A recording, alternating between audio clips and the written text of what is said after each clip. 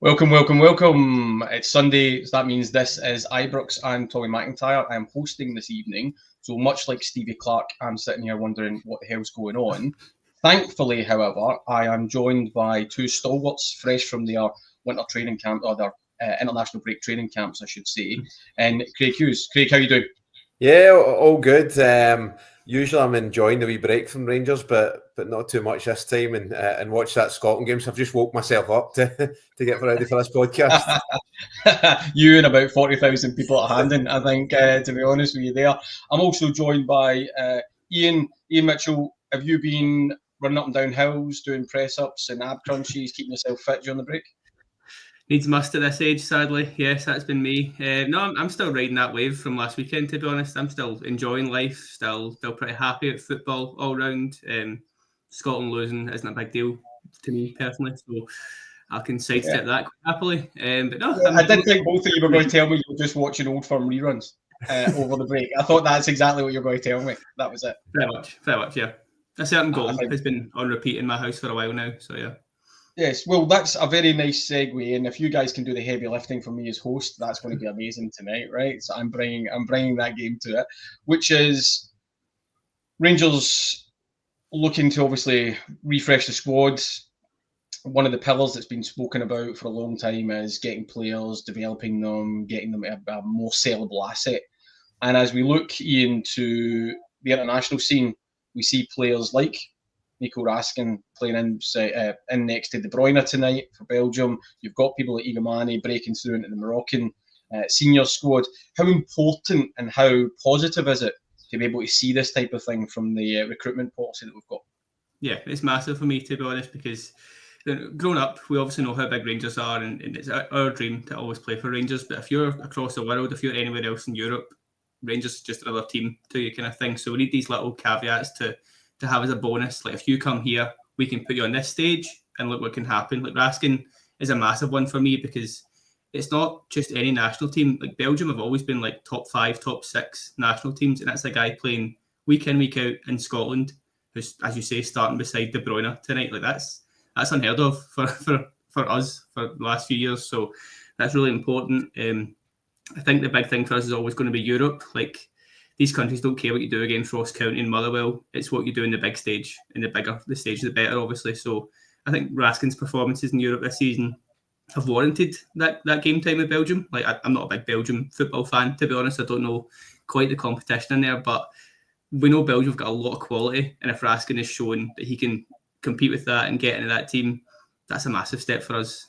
Also, I saw Matondo scored last night as well. You know, it's a little different positive for me because it's hopefully adds a little bit of value to him, because right now we just need shot of that kind of player. So a couple of different sides to that, but all positive for me. The more international players we've got going at every international break, the better for me. No, I think you're spot on there. And Craig, if I turn to you with that, you know, I think Ian's rattled off a couple of players there. Who do you think in the squad is also ready to maybe pop in terms of getting more international experience? We're looking at Raskin. Do you think a Diomande should be looking to be an absolute starter for his national side and really, really cement a place? You know, what's your take on some of the players coming through? Yeah, I think you've probably nailed the main one there. Diomande probably. I know he gets in his international squad, but that's where he starts to get, you know, more attention. You'd want Raskin to get more minutes. Souters became now probably the first choice centre back for Scotland, and I know he didn't have a great game tonight, but he's obviously proved that he's quite a distance, I'd say, the best centre back there. So with him establishing himself, it's only a positive there. So I think those are the main ones. I think just getting themselves, now that they're into the international setup, getting more game time, becoming more established.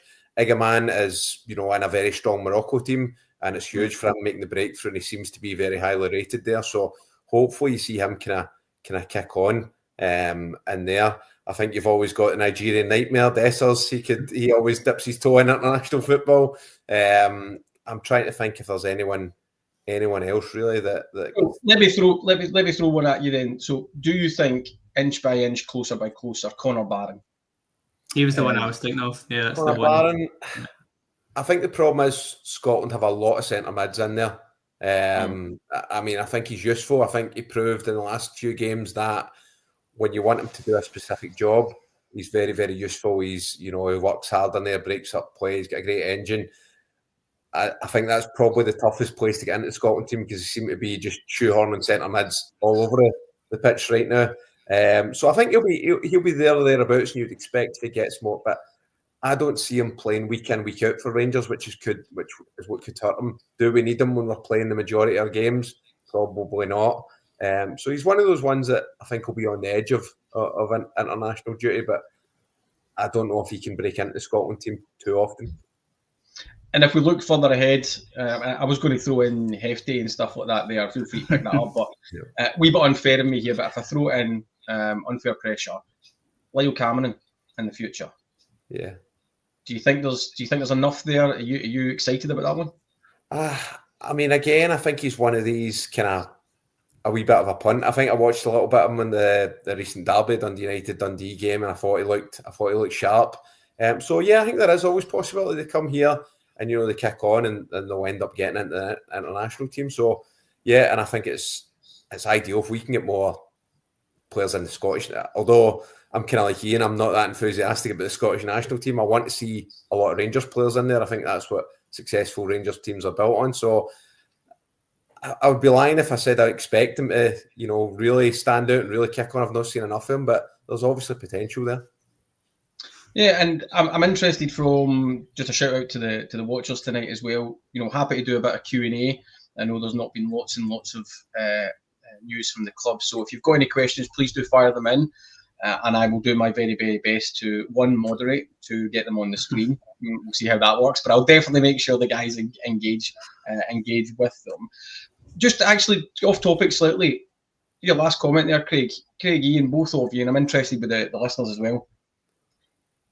Given that more players are starting to, maybe come through, and you've got your likes of Suter absolutely, bone deep there, is the tide turning maybe with the Rangers support in Scotland, or is it still a case that Stevie Clarke has to come out of that dugout? I would prefer to see Stevie Clarke come out of the dugout, to be honest. But I've kind of over the last few years, I've tried to kind of get excited about Scotland games, but it's been gone for me. Maybe that does change the more Rangers players you see in there. I remember, back when Alec McLeish was the Scotland manager the first time round, obviously the Walter. When I was younger, I used to love watching Scotland games, but I just fell away. And there's a number of different reasons behind that. But I think, the more Rangers players are, and you typically take a bit more of an interest. So I would love to be, quite enthusiastic about Scotland, but I just can't get into it. And, I don't know if a strong Rangers contingent really does solve that too much. Yeah, I think most people are slightly switched off. Iain, anything you want to add to that before we move on? No, I'm kind of similar. I remember there was a stage maybe 10 years ago when the Scotland team was just a Celtic team. So that always put me off slightly, which is so daft. But it was like 9 out of 11 were Celtic players, and just automatically you think, I'm not that bothered what goes on here. But no, it's as Craig said, the more Rangers guys in there, it would be better.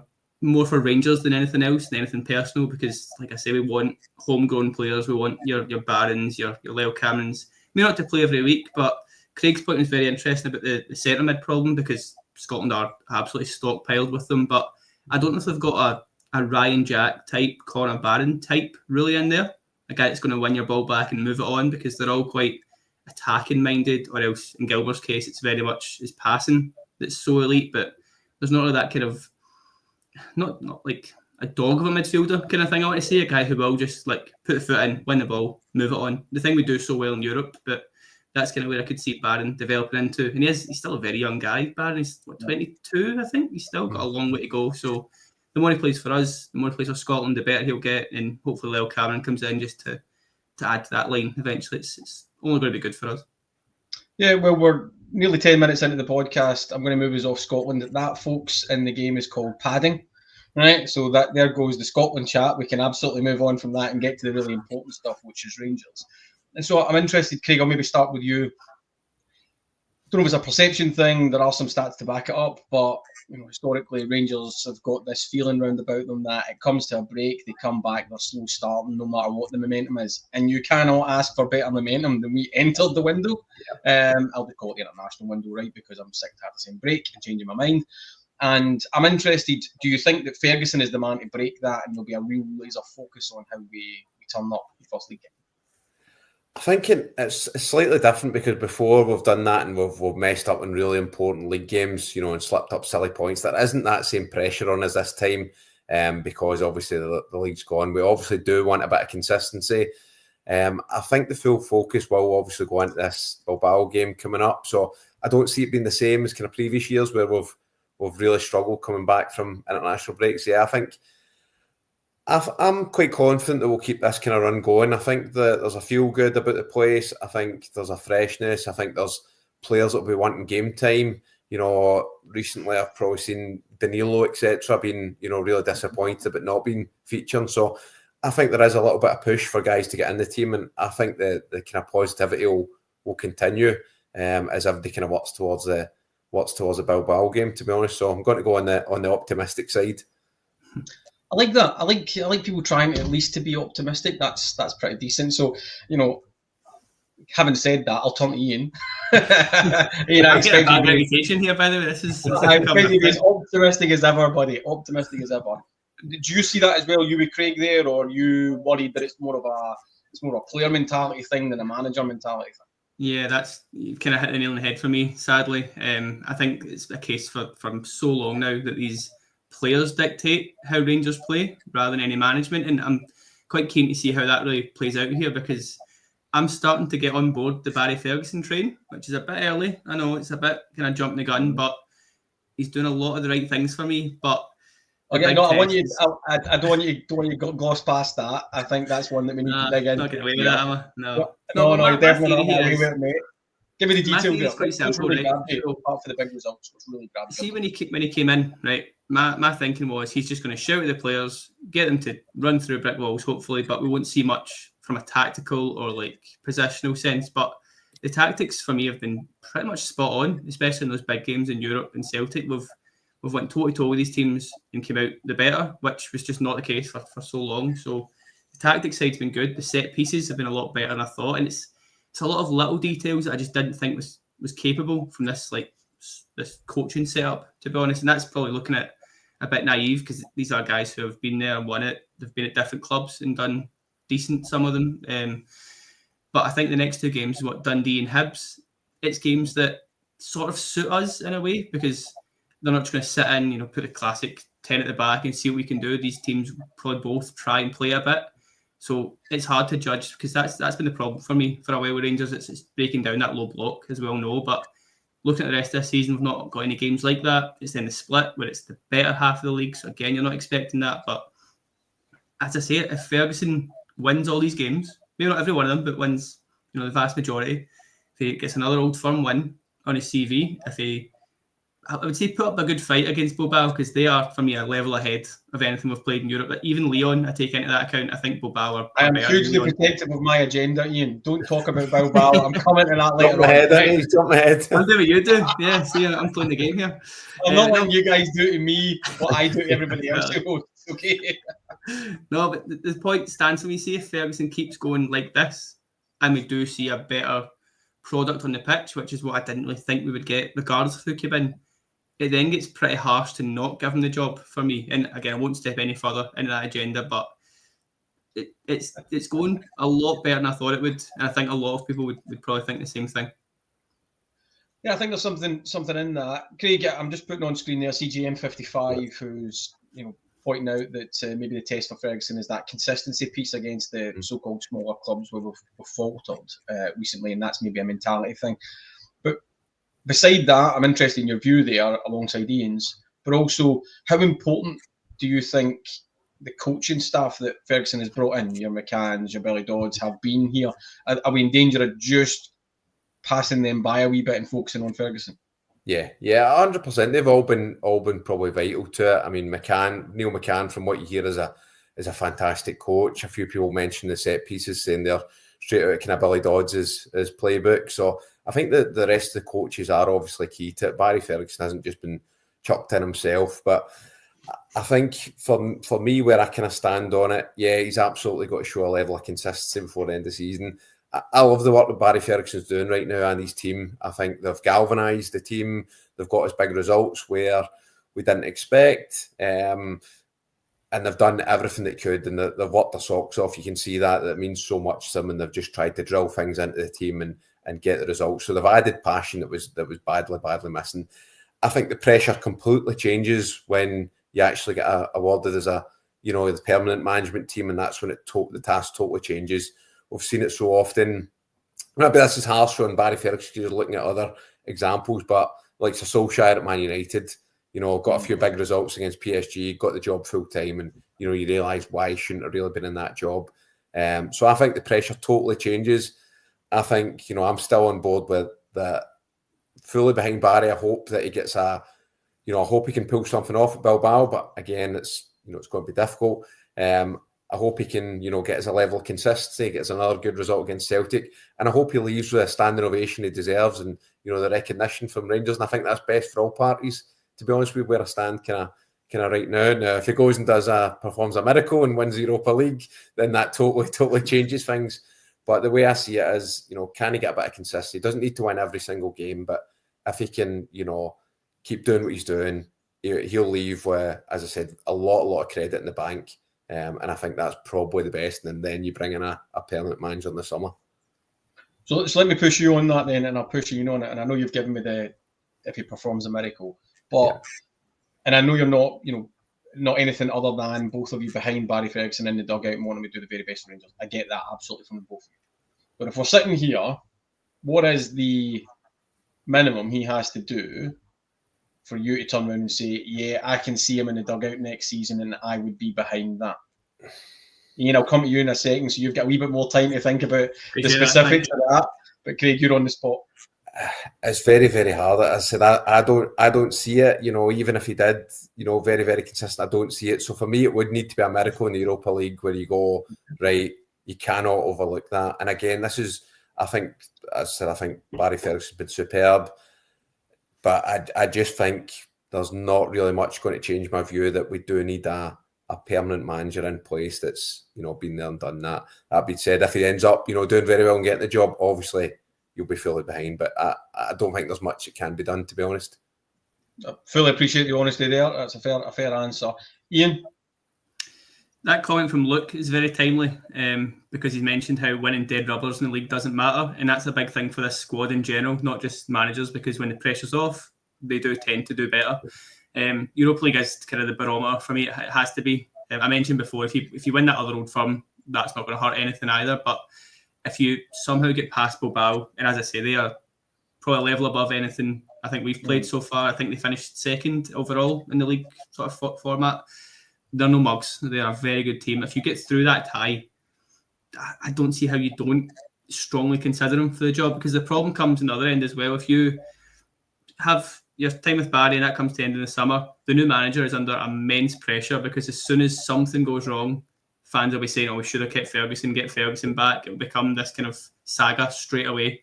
And I'm not saying that's why you keep Ferguson in the job, just because fans will go tonto the other way. But it's kind of proof for me that Ferguson's done better than I thought he would. If he then progresses even further, wins the Old Firm, gets us playing well with a squad that we know is, one, not good enough, and two, is going to get some investment towards it, you'd think, in the summer, given a few extra players, a bit more quality into the squad as well. Again, it feels very harsh to then not keep Ferguson on, but that's a lot of this is like the heart talking. Like, Ferguson was my hero growing up. I'm sure everyone's the exact same here. Yeah. You want him to do well. You're dying for him to bring us back success. It's just a perfect fairy tale story. But I get that fairy tales don't always happen in football. If we have a possibility of getting some kind of top-class manager who's been there, done it, the worry for me is that they don't know the league, which seems to this, for me, is the kind of stress that I've got. You can have the best manager in the world, but if you don't understand Scottish football and Rangers, yes, it has worked a couple of times for me, us or Celtic, but on the whole, it doesn't tend to do very well. And that's, for me, just as risky as keeping an inexperienced Barry Ferguson, if that makes sense. So it's just sort of weighing up those two arguments, I think. Do you think it would be a big enough name for the 49ers investment group to be in the chair? It's a very interesting point, because I think that's why Gerrard is so constantly talked about, because obviously we have fond memories, but that name is globally recognised in football, and the American owners aren't coming in just to try and make Rangers better. They're coming in commercially. They're coming in to make money. You make money with a Gerrard, they are purely on sponsorship, whereas in Scotland, Barry Ferguson's huge, but worldwide, outside the UK, it's probably not very known. Maybe harsh, but I don't think that's sort of embarrassment up against Steven Gerrard or that kind of name. So if you're looking at it from that kind of, well, who will make us more money? Who will get us a better sponsorship deal? Who will get sort of bums on seats kind of thing from that mindset and the tourist aspect? All this kind of stuff will come into it from the guys, understandably, because that's why they're coming. They're not coming, as I say, for a laugh or just to try and win a couple of trophies. They're here to make profit, and a name like Steven Gerrard or that ilk, it does make a lot more money. I think that will be a key component to that thinking. Well, I think that's fair. So, Craig, if I maybe turn to you here, and we've finally dragged ourselves to the Bilbao line, right? By hook or by crook, we've done it. And again, to the watchers here, feel free to put in any questions for myself or the team here. We'll happily focus into them towards the back end of the pod as well. But you're looking at the Bilbao game. I'm probably asking you wider as well, under the auspices of, let's say we were to get through, although give me your opinion. What are your feelings about the Europa League? It's the only thing we've got left. It's the only kind of square on the roulette table of the season.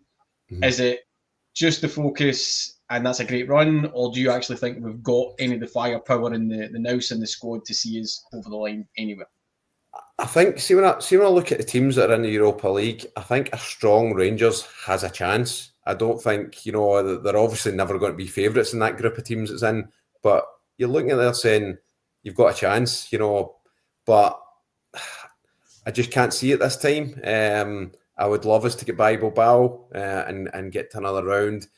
I just think we will come undone. I think they looked a strong team. You never know. I think if we get by this one, you start to dream and you go, you know what, anything can happen when you're down to those teams. But I do think it'll be a step too far. And listen, at the start of it, I said we'll get through the group stage. We'll probably get one more round. So we went further than I thought we would, looking at how we were looking start the season. So I think we put everything into it. We give it a right good go. But if you ask me if I can see it really going all the way just now, not right now. Do you see us by Bilbao? No, to be honest. No, as I said, if we can stay in the tie after the first leg, I know that's strange to sound because usually it's bringing them back to Ibrox, but I think we've always got a chance of pulling something out the hat in a second leg if we stay in the tie as long as we can. So any sort of win, even a draw, I wouldn't be giving up hope after the first leg. I just think they will be too strong, but I'm by no means kind of giving up the possibility of that. Iain, any response from you on that? You are similar, or do you think we've got a little bit more in the tank when it comes to Bilbao? I do rate Bilbao very highly, but I also rate Rangers on a Thursday night very highly.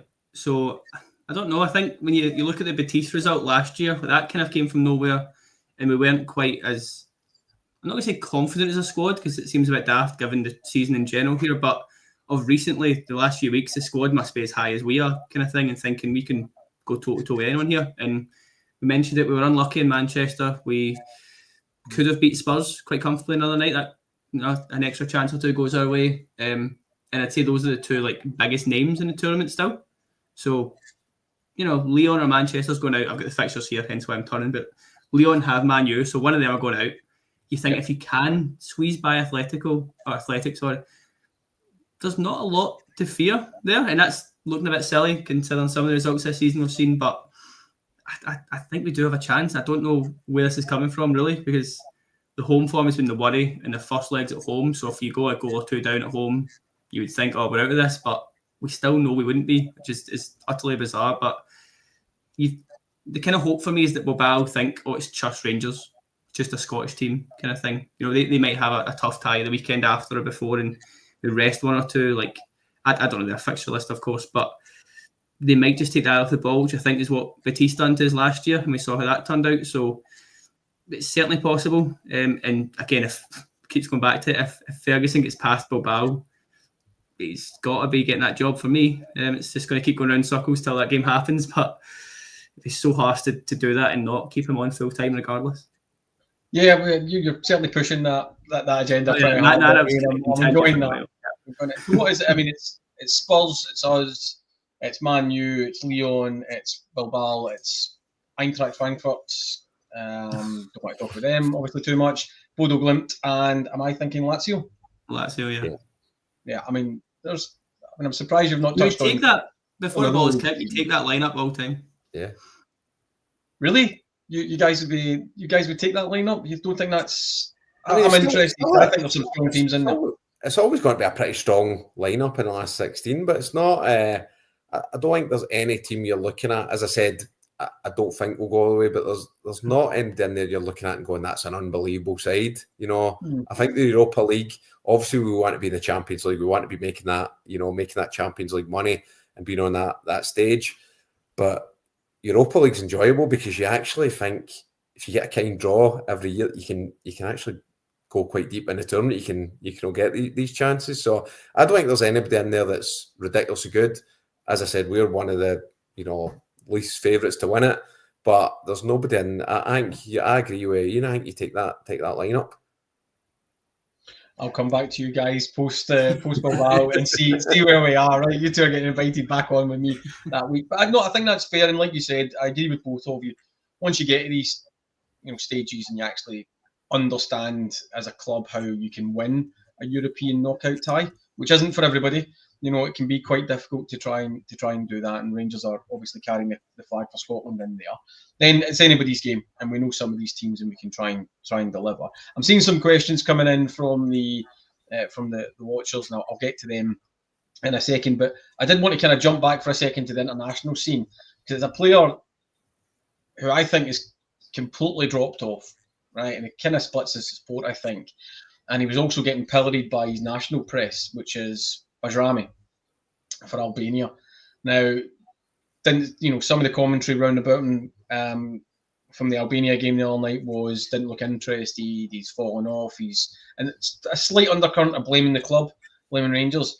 What's your feelings, Iain? If I turn to you first on Bajrami, is he somebody that came in with a bit of promise but probably isn't the right fit, or is there more to come from him? It's a weird one because when we signed him, I was quite excited. Obviously, you look at the stats, you look at the YouTube videos, of course, and he's capable of a good goal, so that excites you straight away. But I more thought he'd be ideal for breaking that low block that we always seem to have the struggle with. So I thought he was the guy to come in, knit the play together, get a good few goals, good few assists, and sort of take us forward. And then within a matter of months, Hadji was getting a game ahead of him, and considering how in the cold he was, that says a lot, kind of thing. I see a lot of people saying that he's lazy, he doesn't try. I don't think it is that. I think it's just his style of play in a weird way. It's very Joe Aribo but maybe just not quite as effective.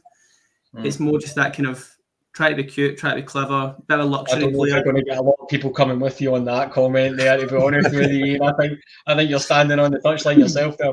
Listen, everyone loves Aribo. I think everyone has a good soft spot for Aribo for what he done and what he came with. But there was a lot of criticism for Aribo for that kind of nonchalant, doesn't sprint very much, doesn't seem to be putting the effort in, which I think he kind of won most people over in the end. But for a good few years, that was always the chat of Aribo, and he maybe just grew into Scottish football and grew into us kind of thing. Maybe Bajrami could do the same, but I just don't see him as the guy you sort of build your team around. And for what, 4 million, 3.5 million, when we're paying that kind of money, you should be first name in the team sheet. You should be the main man. It's that kind of give me the ball, I'll go and do something. And I think bar the game at Pittodrie when he scored a really good goal, it was a bit like that. It was give me the ball, I'll put that in the back of the net. Done. I don't think he's done that enough. His best games out with that have been a couple of European games, maybe Old Firm, when he's maybe marked someone out of the game or had a good sort of off the ball performance. He's not done enough with it. And then I didn't watch the England game the other night, but I saw the comments, same idea. He's not breaking his neck to get in the box. He's not shutting players down. It's just the regular chat you see with him. And I think if you're looking at it from the summer in terms of who's staying, who's going, I'd rather move him on, probably take the loss on that. I just don't think he suits Rangers or Scottish football enough to be sort of taking a decent wage, big fee. I'd imagine sell him on at a decent, you're not going to lose too much money, I hope. And try and reinvest that money into someone a bit more promising who can actually impact games for us. Hey, Craig, I'm interested in your view there. I also want to draw your attention maybe to get your response. CGM55 puts in Aribo was lazy. Oh. That's not the Aribo. That's not the Aribo that I remember. That's not the Aribo that I remember. No. I think for the last minute I've kind of lost track of conversation because I've just been thinking Aribo highlights. You know, I was thinking of bringing the ball down from the club deck height and just putting it to sleep. Don't see Bajrami doing that. No, more likely to put it back up in there. But I mean, are you a fan of Bajrami? Do you think there is something more from him, or do you think it's one of those experiments? It's a bit like a Grezda, I suppose, another Albanian who joined the club and didn't quite work out. It just hasn't worked. Shake hands in the summer, fresh start for everybody involved. Yeah, I just don't see where he's going to fit in. You know, I think he struggled to find his best position. I think, funnily enough, his better performances came in the first couple of Old Firms he played. He was very good in them. So I'd hopes that, you know, once he found his feet, but I've just not seen enough, and I don't see what he's going to really bring to the table. I don't think he's completely lazy. I think the guy's low on confidence, and I think he's struggling to settle in. But I just see that comment coming up about, you know, Scotty Arfield. I like my players in that number 10 to be energetic, to be, you know, to have a bit more about them. So I don't think it's the right fit. We might be proven totally wrong, but I just can't really see it now. Yeah, I think I'm probably the same. I don't see enough. But I mean, I'm sure he's a good player. Don't doubt that for a second. But I think sometimes players come into clubs and you go, that's not going to work long term. And I don't think he's the type to really change minds. Yeah, I think if you've not got, you know, if you've not really got that burst of pace, or, you know, something that makes you really stand out, then you've got to have, you know, you've got to really make some happen. You've got to put numbers on the board. For example, Tillman. I mean, Tillman, a lot of people called him lazy, which I never agreed with. But when he got in the ball, you knew magic was going to happen. You knew there wasn't a lot of games where he would, you know, produce nothing. It would be put numbers on the board. He would make things happen. He'd break up defensive. But Bajrami hasn't done enough of that. And he's probably not done enough of the dirty side of the game, working hard and, you know, to earn a bit more time. Yeah, no, I think that's right. I mean, again, I'll shout out for any sort of questions coming in. You know, I think it's going to be a relatively short podcast tonight than at the usual hour that we maybe go for. But I want to come back to you both. There's been a lot of noise around the club recently. I'm not going to get into all that specifically, but I am interested from a